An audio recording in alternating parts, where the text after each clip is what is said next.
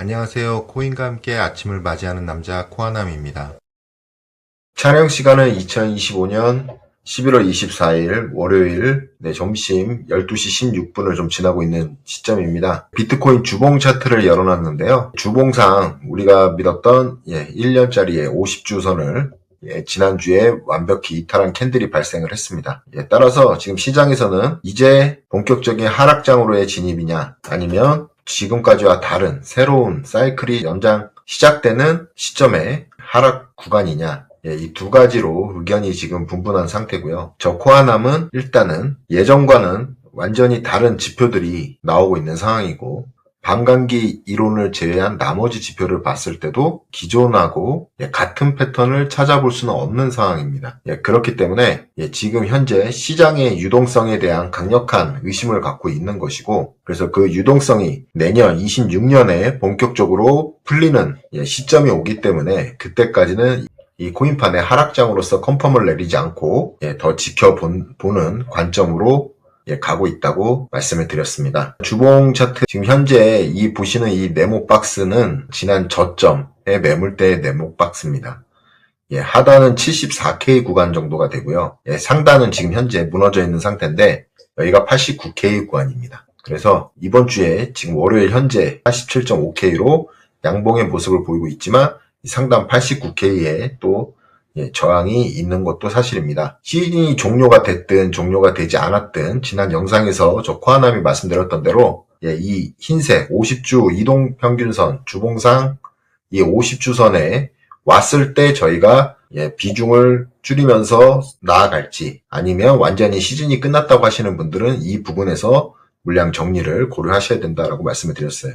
이번 주 가격으로 보면 약 100K가 좀 못 미치는 구간이에요. 99, 98 구간에서 지금 이 시점에 본인들께서 결정을 내리신 행동은 이 구간까지의 바운딩, 이 구간까지의 반등이 왔을 때 여러분들이 결정을 하셔야 됩니다.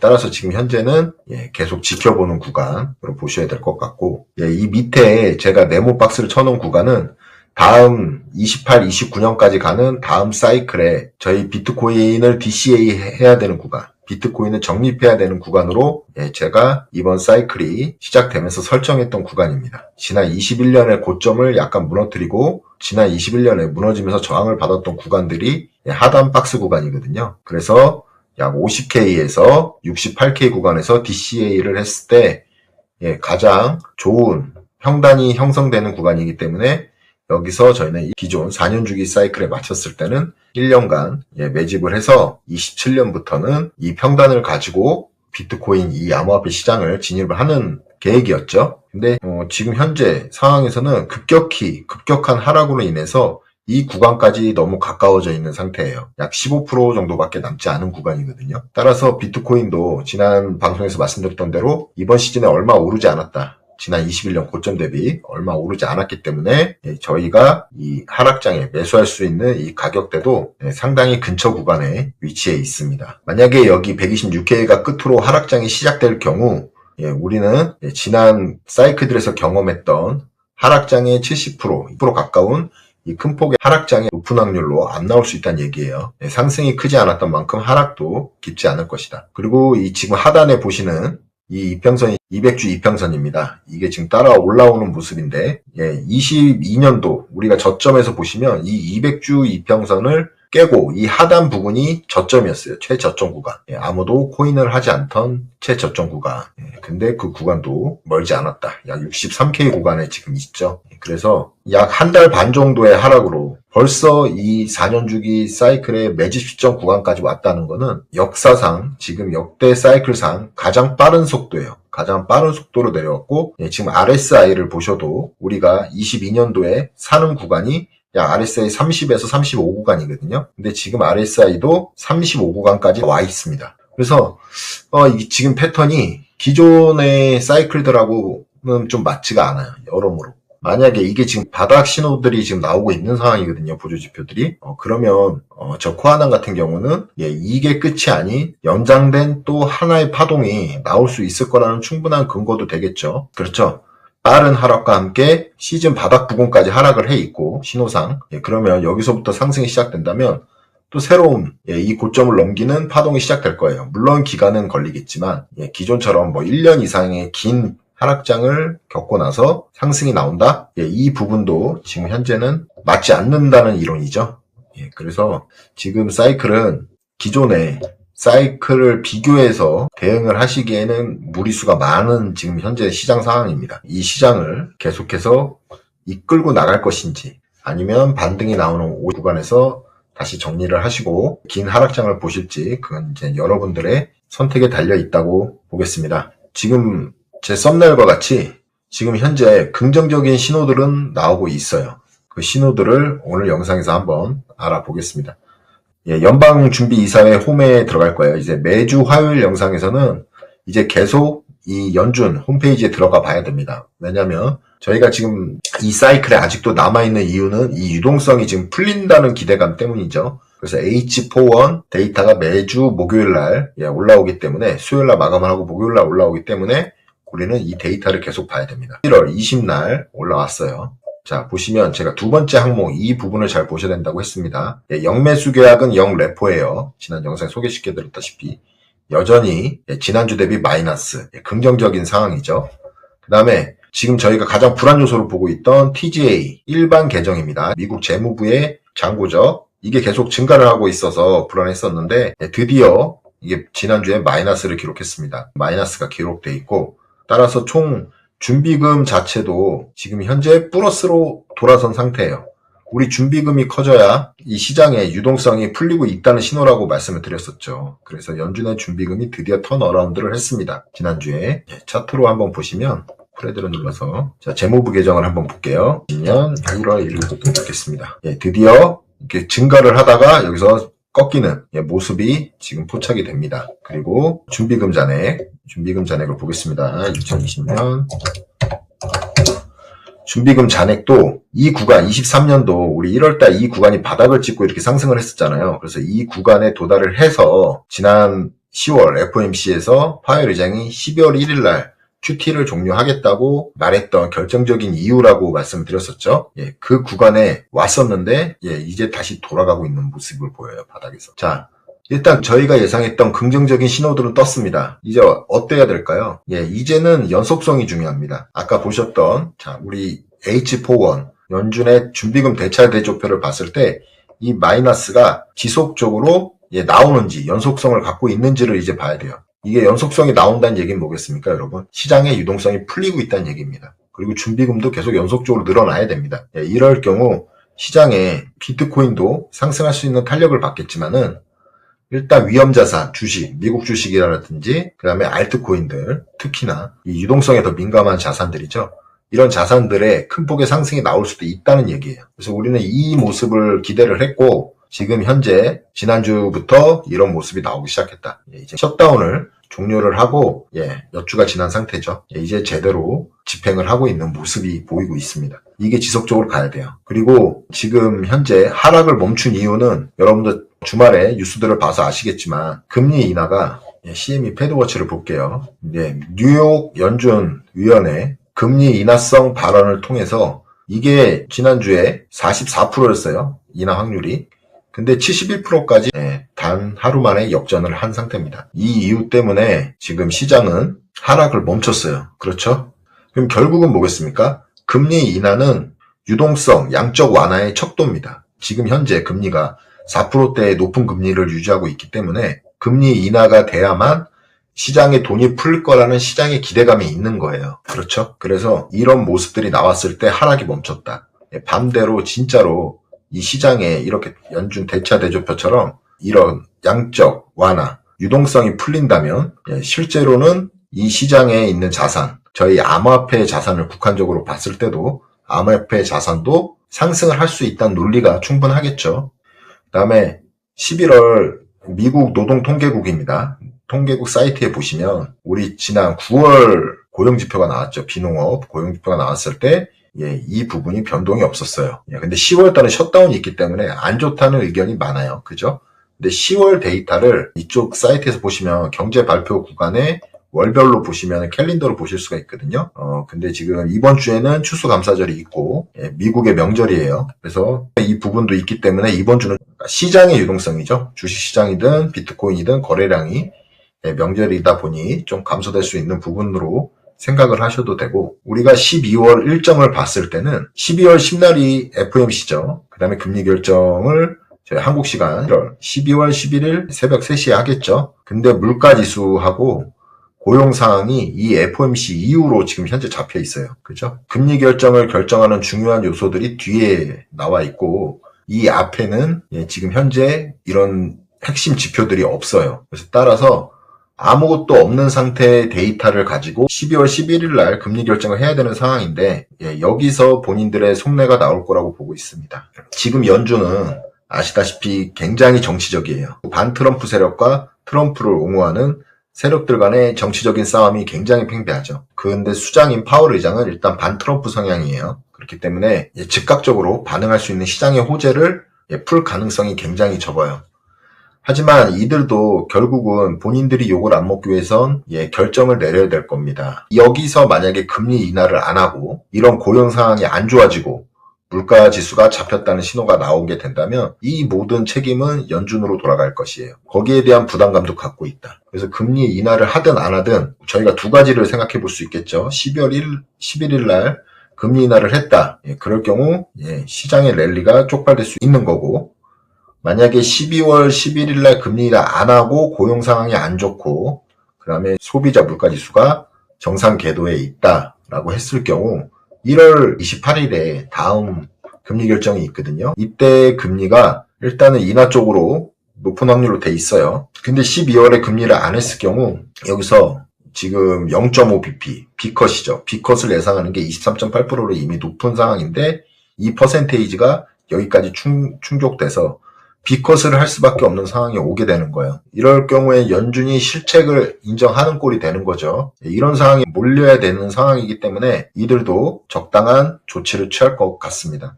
지금 12월 10날 FOMC가 열리기 전까지는 시장은 굉장한 변동성이 나올 수도 있습니다. 데이터가 없는 상황에서 가기 때문이죠. 그 다음에 저희가 상으로도 그동안 봤다시피 약 4주간의 13년도도 50주 이평선을 깨고 나서 4주간의 횡보장은 있었어요. 그래서 이 하락폭을 만회하기 위해서는 좀 횡보가 필요한 시점이고, 따라서 연말부터 시작돼서 내년 초까지의 상승에 대한 결정은 앞으로 12월 중순 이후에 결정될 가능성이 큽니다. 그래서 우리는 지속적으로 이 연준의 대차 대조표 일주일마다 한 번씩 나오기 때문에 모니터링을 하면서 이들의 실질적인 행동을 감시를 해야 돼요. 시장에 돈을 풀고 있는지 없는지. 돈을 풀고 있다면 저희는 기대를 할 수 있는 부분이죠. 만약에 돈을 안 풀고 연속성이 없다면 실질적으로는 저희는 주선에서 반등이 나올 때 많은 빈주금을 덜어내고 이 시장에 임해야 될 것 같습니다. 여기까지 시장 상황을 잠시 설명을 해드렸습니다.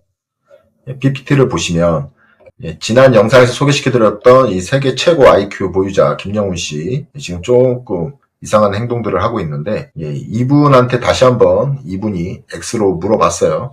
비트코인 35일 안에 22만 달러 돌파할 거 진짜 맞냐? 라고 물어봤더니 온다고 다시 한번. 지금 촬영 시간이 11월 24일 월요일 지금 12시를 넘고 있거든요. 약 그러니까 1시간 오전 11시쯤에 이분이 X에 게시를 했네요. 1시간 전이니까. 이분은 그렇게 믿고 있는 거예요. 자, 폴리마켓도 지난 12월 금리 베팅 사이트죠. 12월 금리 인하를 70%로 보고 있습니다. 역전이 됐어요. 베팅 사이트다 보니까 제일 잘 맞고 있는 곳이에요. 폴리마켓도 지속적으로 모니터링이 필요합니다. 이거는 이제 멀린 우리 트레이더님께서 차트를 보여주신 건데, 이 사이클이 끝난 게 아니라 이 사이클이 현재 진행형으로 보시는 거고, 그러한 이유는 나스닥과 비트코인의 차트를 비교를 했어요. 주봉상 50주선에서 나스닥이 먼저 25년 저희가 약 7, 8월 달까지 랠리가 있었죠. 비트코인은.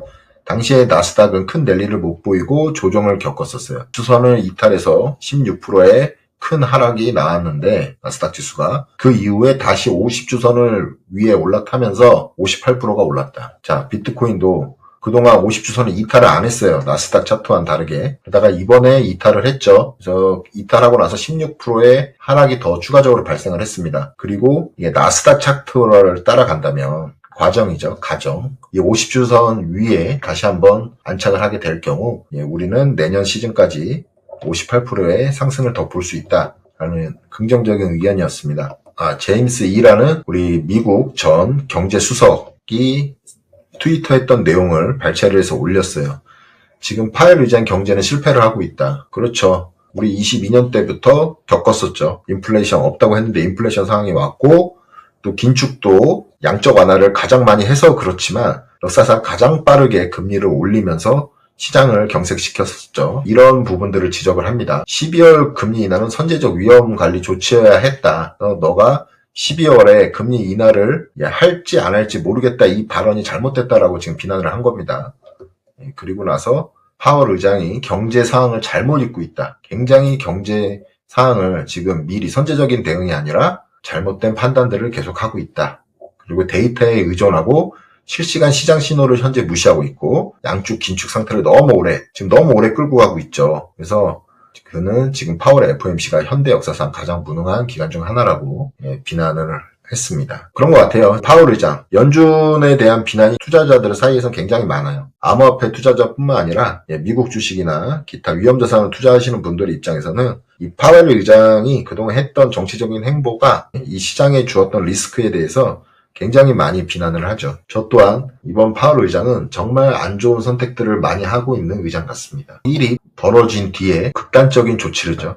극단적으로 다음으로 넘어가겠습니다. 제가 긍정적인 모습들을 보여줬다면 이번 사이클이 끝났다고 하시는 분들에 대한 이야기를 좀 해드릴 거예요. 이분 같은 경우는 지금까지 맞았던 차트는 다른 게 아니라 반감기 4년 주기 프랙탈만 맞았다. 지금까지는 맞죠. 지금까지 10월 우리가 초에 고점을 형성하고 나서 비트코인 반감기 사이클에 맞춰서 하락을 시작하고 있죠. 그리고 50선을 이탈을 했고요. 그래서 이분의 얘기는 이 암호화폐 시장에서는 고래가 가격을 지배하는 실질 고래가 오지, 오래된 비트코인 홀더들이죠. 사토시 때부터 있었던 홀더들. 그들이 이 시장 가격을 지배한다는 것을 알아채야 된다라고 얘기를 하는 거예요. 그래서 지금 많은 ETF 기관과 또 마이크로스트리티 같은 DAT 기업들이 있지만은 그들보다도 더 강력한 힘은 이 오래된 오지 고래들이다. 이 고래들이 설정해내면 이 사이클을 무시할 수는 없다. 그래서 지금은 완벽한 하락장으로 진입이다 라고 말씀을 하시는 겁니다. 이런 판단도 해보셔야 돼요. 틀린 말은 아니거든요. 저도 어느 정도 동조는 합니다. 그래서 생각을 좀 해보시면 되실 것 같고, 자, 플랜 B는 또 이런 말을 했어요. 이분은 계속 트레이딩만 하시지 또 갑자기 가격 예측을 또 하시네요. 21년도처럼. 근데 이번 예측은 뭐 한 달 뒤를 예측한 게 아니라 다음 사이클을 예측을 합니다. 28년도 가격이 50만 달러에 갈 거라고 예측을 합니다. 본인이 내세우는 그 RSI를 기반으로 한 스톡 투 플로우죠. 이 기반으로 봤을 때 지금 자기는 이번에 24년 반감기에 시가총액이 1조 달러, 비트코인이 5만 달러로 증가할 것이라고 예측을 했었는데 맞았답니다. 실제로 그랬습니다. 24년까지는 5만 달러 이상에 있었죠. 그래서 28년도에는 시가총액이 10조 달러, 비트코인이 약 50만 달러, 500K네요. 그렇죠. 500K까지 갈 거다라고 내놨습니다. 물론 제가 판단을 잘못한 거고 제가 트레이딩을 잘못했지만 21년도에 이분한테 좀 많이 홀렸던 경우가 있어가지고 그렇게 믿지 않습니다. 근데 참 이런 모습을 보면 이분도 이제 매달 예측을 하다가 이제는 4년 앞을 예측을 해요. 4년 주기를. 아무튼 대단하신 분이에요. 자, 그렇다고 보시면 되고요. 그러니까 결국 이분도 아까 위에서 말씀하셨던 조항 에드슨이란 분과 똑같이 이번 사이클은 이제 끝났다고 보시는 거예요. 그 다음에 알트코인 팩터라는 분인데 여기에서는 지금 알트코인 사이클이 이제 나올 수 있다라고 보고 있습니다. 그 이유는 지난 영상들에서 제가 소개시켜드렸죠. 비트코인 대비 알트코인이 지금 현재 바닥에 있기 때문에 그래요. 우리 사토시 차트로 보시면 업비트나 이런 곳에 들어가셔서 사토시 차트를 보시면 사토시 차트가 뭐냐면 BTC 마켓이에요. BTC 마켓에 보시면 알트코인들이 모두 바닥 부근에 있다. 그래서 지금 현재 알트코인 시즌이 폭발적으로 올 수 있는 그 시점과 비슷하다. 지난 사이클에 비해서 비슷하다라고 보시는 거죠. 저 코아남도 지금 이 사이클이 아직까지도 의심이 되는 게 뭐냐면 이번 사이클을 포기하지 않고 계속 연장 사이클을 보는 이유가 뭐냐면 이 도미넌스가 너무 높아요. 59. 그래서 이 사이클이 안 끝났다고 보는 거죠. 도미넌스는 결국은 비트코인이 가격이 하락을 하든 아니면 유지해주면서 알트코인들의 상승이 나오든 이건 분명히 떨어질 수밖에 없는 상황입니다. 차트상 3년간에 올랐던 차트, 계속 오르는 차트는 없기 때문에 그래요. 그러면 역사상으로 우리 바닥 구간이었던 이 구간과 이 구간들을 이쯤에서 끝났다 그러면은 이 시즌 종료를 받아들일 수 있지만 지금 전저점도 깨지 않은 부분에서 도미넌스가 유지가 되고 있다. 이 도미넌스가 유지가 된다는 얘기는 비트코인이 아직 강하다는 얘기거든요. 암호화폐 시장에서. 그렇기 때문에 지금 도미넌스도 반등 이후에 하락 추세를 보이고 있어요. 그리고 이제 앞으로 비트코인보다도 저는 더 기대가 되는 게 이더리움과 알트코인의 상승을 기대를 하고 있는 거예요. 이거는 시즌을 끝났다고 보시는 분들도 많이 동의를 하실 거예요. 이 부분은. 왜냐하면 시즌 끝났다고 보시는 분들은 과거의 프랙탈을 기반으로 하시기 때문에 그 프랙탈을 봐도 이 알트코인 시즌과 이더리움의 상승은 필연적이다 라는 부분 다시 한번 말씀드립니다. 계속해서 이어나가면 그래서 이 장에서 이분은 MVRV죠. 단기 투자자의 실현 손익이죠. 실현 손익을 나타내는 지표인데 숏텀 홀더들의 MVRV 밴드를 만드셨어요. 볼린저 밴드 같이 밴드를 만드셨는데 이거는 표준 편차를 1로 플러스 1과 마이너스 1을 기준으로 했을 때 이런 볼린저 밴드와 같은 채널이 형성이 된다. 그리고 지금까지 이 표준 편차 1, 그 다음에 마이너스 1을 벗어난 적이 없다. 작년에 49K 하락, 그 다음에 74K 하락, 그 다음에 이번에 80K까지의 하락이 왔을 때도 이 마이너스 1 이 구간에서 크게 벗어나지 않았다. 그래서 결국은 이게 다시 플러스 1까지에 도달을 할 것이고 이 밴드 안에서 왔다 갔다 하기 때문에 그래요. 도달을 할 것이고 그럴 경우 144K까지는 가능하다라고 의견을 제시한 거예요. 그래서 이분의 의견에 대한 차트를 확대해서 좀 보시면 지금 현재 82, 80 구간이 여기에요. 그래서 마이너스 지금 1 구간에 와 있는 거죠. 여기서부터 반등이 나오면 이 빨간색 상단의 플러스 1 구간, 여기가 이제 144K 구간입니다. 여기까지 반등을 할 거다. 이분은 과거와 지금 현재를 봤을 때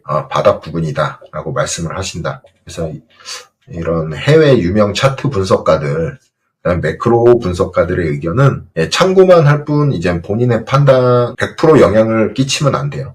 참고만 하시고 최종적인 판단은 본인이 하셔야겠죠. 그래서 저 코아남이 만들어드리는 이런 영상들도 참고만 하시고 최종적인 판단은 본인이 하셔야 됩니다. 그래서 제가 보고 있는 이런 유동성의 확장에 의해서 사이클이 연장될 것 같다라고 말씀을 드리지만 이런 부분이 아닐 수도 있잖아요. 모든 책임이 본인에게 있기 때문에 제가 하는 말에 대해서 참고만 하시고 거기에 대해서 100% 믿으시면 안 됩니다. 그래서 이런 부분들로 우리가 한번 공부를 해서 이번 사이클 해보자 라고 제가 이 연준의 준비금 이걸 소개시켜 드리는 영상에서 말씀을 드렸던 거예요. 그래서 이런 부분이 만약에 맞다면 우리가 앞으로 그 28, 29년 암호화폐 시장도 있고 그 다음에 미국장에 또 하락과 함께 상승 시즌이 또 있을 거예요. 그렇죠?